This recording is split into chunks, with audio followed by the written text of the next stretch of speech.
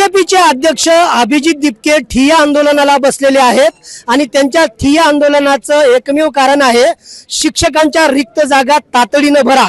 आता शिक्षण अधिकारी आसावरी काळे यांच्याशी ते थेट बोललेले आहेत। जोपर्यंत तुम्ही आम्हाला शिक्षक उपलब्ध करून देणार नाहीत तोपर्यंत लिंबाळा एमआयडीसी मधील या जिल्हा परिषदेच्या शाळेतून उठणार नसल्याचा पवित्रा त्यांनी घेतलेला आहे।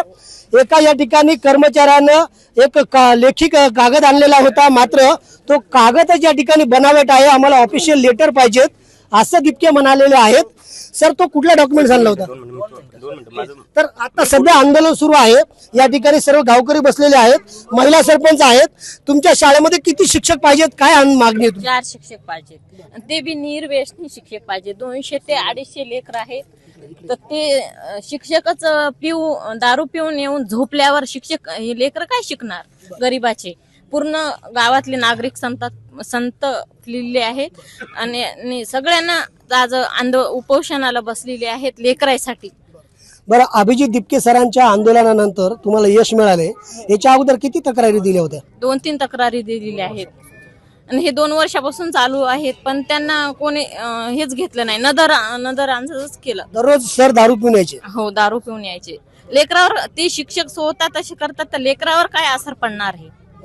शिक्षण अधिकाऱ्यांनी तुमची दखल घेतली नाही घेतली। आत्ताच निलंबित केलंय शिक्षकांना, मुख्याध्यापकांना, तर काय तुमची प्रतिक्रिया आहे? आज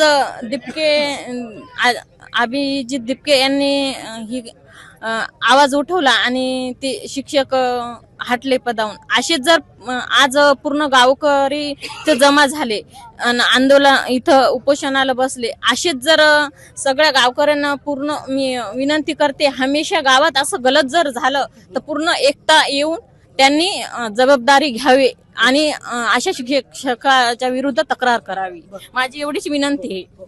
गावकरी आणि सरपंचांनी वारंवार शिक्षण अधिकाऱ्यांना निवेदनं दिली, आंदोलनं केली, मात्र त्या ठिकाणी शिक्षकाचं निलंबन झालेलं नव्हतं। मात्र आपण जर पाहिलं तर स्वातंत्र्य दिनाच्या दिवशी सीजेपीचे अध्यक्ष अभिजित दिपके या शाळेमध्ये आले, शिक्षण अधिकाऱ्यांना एक फोन केला आणि एक इशारा दिला, त्यानंतर तातडीनं शिक्षण अधिकाऱ्यांनी मुख्याध्यापकाचं निलंबन केलेलं आहे। संदीप नागरे, साम टीव्ही न्यूज, हिंगोली।